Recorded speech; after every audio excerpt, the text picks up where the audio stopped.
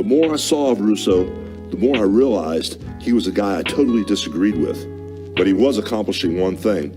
He was doing what he said he would do, slowly but surely driving me out of the wrestling business. I'll never forget when Russo had me lie down in the middle of the ring at Halloween Havoc, 1999, without wrestling even for a second, and let Sting put his foot on me to win the match. Russo said he had some great plan. He was going to bring me back 2 or 3 weeks later and explain why he did it. And when he did that, it would make me an even bigger star than I already was. Well, he didn't do what he said he would. After a few weeks, when the ratings were falling off a cliff, Eric Bischoff called me and begged me to come back. And like any loyalist, I came back for more. Russo basically used me as a whipping boy. I felt like I was losing more matches than ever. It got to the point where people went, Hogan might be old, but that guy can't beat him. It got crazy. Little by little, Russo just ran the WCW into the ground and out of existence. And for me personally, those 2 years when he was in charge were hell. The only thing this guy was clear about in the wrestling business was that he wanted me out of it. Then came the last straw. At Bash at the Beach 2000, a pay-per-view event held in Daytona, Florida, I was supposed to wrestle Jeff Jarrett for the WCW World title. A WCW guy named Johnny Ace came over to my house a few days before the match to tell me what Vince Russo had in mind. He said Russo wanted Jeff Jarrett to beat me 1, 2, 3, and then he wanted Scott Steiner, who was known as Big Papa Pump, to come into the ring and help Jeff Jarrett beat me up. Hell, they were going to beat me up so bad I would have to be taken out of the arena on a stretcher. It didn't surprise me. At that point, I was used to having to lose matches and get carried out on a stretcher. So all I said was, okay, then what? What are we going to do the next night on Monday Nitro? And Johnny Ace, Vince Russo's liaison, said after Bash at the Beach, Vince doesn't have any more plans for you. But I have several months left on my contract, I said, and he's not going to bring me back? That won't work for me, brother. Obviously, I had to talk to Vince Russo in person.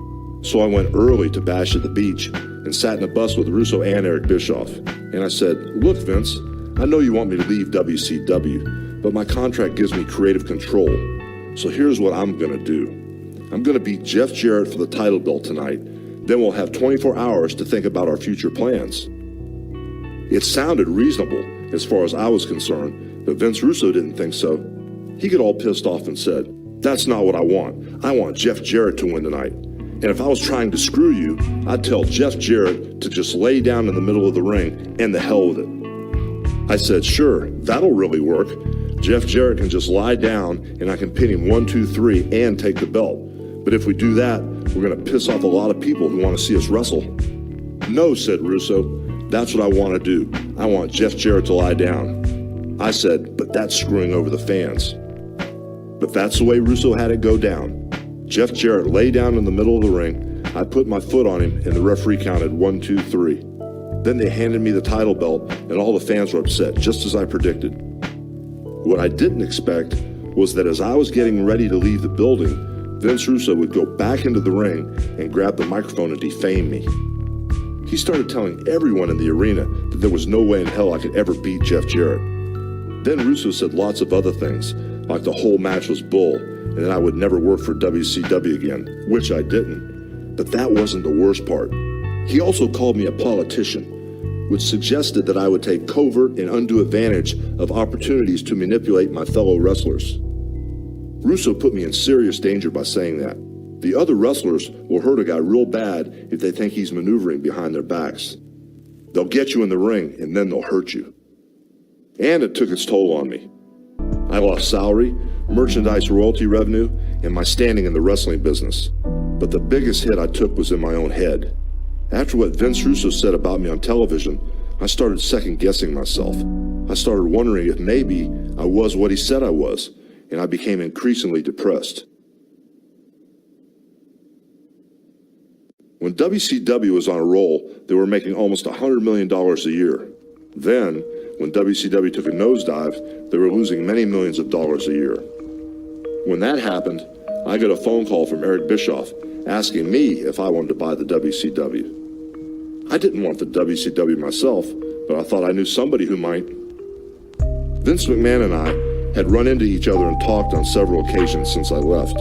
And over the last few years, we had talked on the phone during the holidays. Just brief conversations. How are the kids? That kind of thing. Around February 2001, our conversation was different. We talked about me coming back, but we were unable to agree upon a deal. We were on good terms, so when I heard about the WCW deal, I didn't hesitate to give him a holler. "Listen, Vince," I said, "I think you might have bid 80 or 100 million bucks for the WCW at one time. You could probably pick it up for 3 million bucks, maybe 3.5. "Oh, really?" he said. "And why would I want the WCW?" "Because I'm the biggest wrestling fan in the world," I said, "and I feel like I've been watching the same matches for the last 5 years. Please buy WCW for the storylines, if nothing else."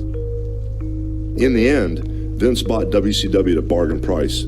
Some wrestlers like me didn't come with a deal, but some contracts did roll over, and that gave Vince the guys and the storylines he wanted. And it gave him something else. It gave him the whole WCW wrestling catalog, hundreds and hundreds of hours of wrestling. It was like buying the damn Beatles. You could put it on a 24-hour wrestling channel and make tons of money. I didn't know the catalog came with WCW, or I'd have been all over it. I could have sat home in my office and watched those tapes all day and made millions of bucks. I guess I blew that one. In mid-September of 2001, my father's health started to decline rapidly. The guy was 88 years old and he'd lived a great life, but he was getting old and old people start to break down. I went to see my father almost every day he was in the hospital, from his stroke until his death on December 28, 2001.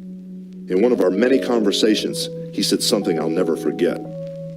"Terry," he said, "I don't like what that guy Russo did to you, and I don't like the kind of wrestling I see on television these days.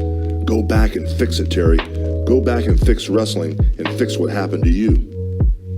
After my dad passed away, I got a call from Vince McMahon.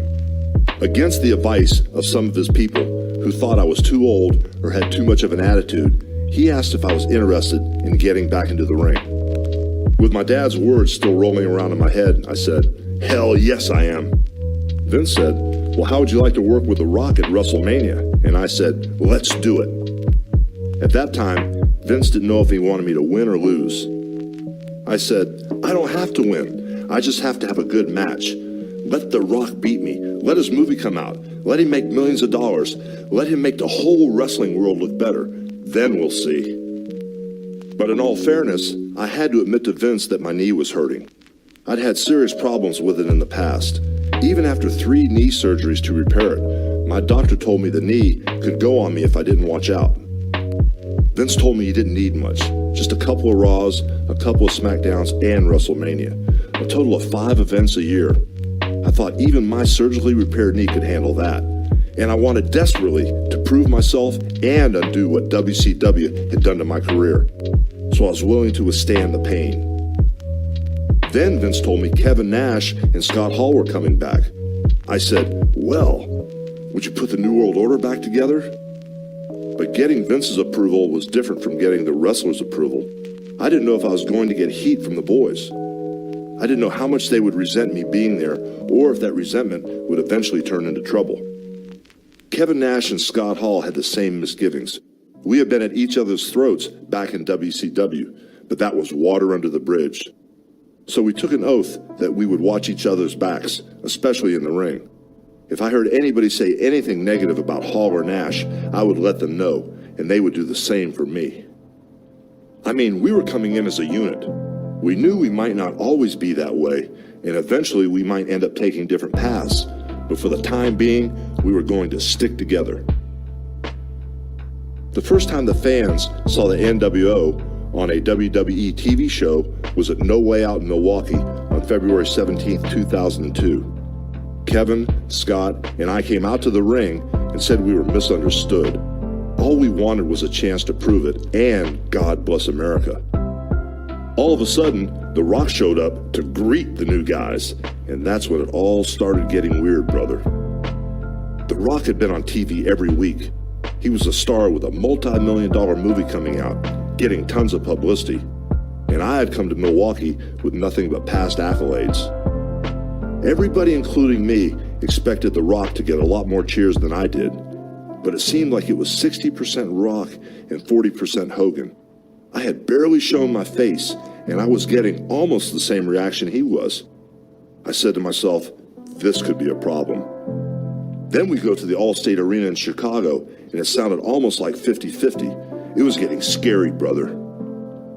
Chicago is where The Rock asked me if I wanted to wrestle him, and I agreed. Then he stuck his hand out and we shook on it. Then when I went to walk away, he pulled me back, picked me up and slammed me down on the canvas. But Hall and Nash caught up with him and dragged him back into the ring. We were supposedly kicking his ass so bad they had to call an ambulance. Then I got hold of a semi-truck and ran the ambulance with The Rock inside. No matter what I did, the fans still loved me. At the Joe Louis Arena in Detroit, I met up with The Rock again, and this time the crowd was definitely split 50-50. The same thing the next night at the Gund Arena in Cleveland. Vince McMahon said, "Oh my God, this wasn't the way we had planned it." And WrestleMania in Toronto was only a few days away. It was about 3 in the afternoon on the day of the big match, and I went into the arena to watch the guys talk about their matches that night. Almost every wrestler was in the ring or around it, saying, "I'm going to do this or you're going to do that." But not me. I was sitting around 50 rows back. There wasn't a chance in hell I was going to go near that ring until it was time for my match. I had already sat down with The Rock in the locker room a couple of weeks earlier. We came up with the high spots, a few exciting parts of the match. We would go back and forth, nip and tuck, the two legends thing. But we didn't talk about every last detail of the match because we wanted it to look spontaneous. We didn't want The Rock anticipating every move. We wanted him to react naturally. After a while, the wrestlers cleared out of the ring. Everybody went backstage to play the waiting game. I thought a lot about how much was riding on this one night, this one match, probably the biggest one of my career. I had something to prove to the world, to my fans, to myself. I couldn't worry about screwing up. I just had to go out there and do what I do best.